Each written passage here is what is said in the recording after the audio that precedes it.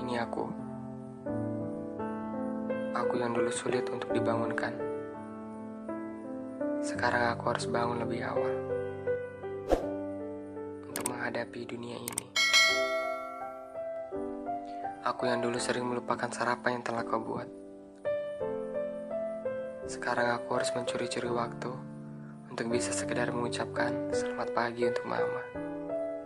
Dulu aku menangis saat aku terjatuh, dan sekarang aku jatuh menghadapi luasnya dunia ini. Apakah aku harus menangis, Ma?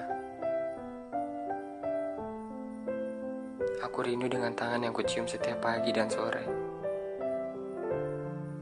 Dan tangan itu sekarang jauh. Aku sudah tidak tahu lagi bagaimana keadaannya. Keriput dan menua, itu sudah pasti. Tangan itu yang dulu memelukku dari buasnya dunia luar. Ma, menjadi dewasa itu tidak enak. Aku terlalu kecil untuk dunia ini. Dunia terlalu jahat, Ma.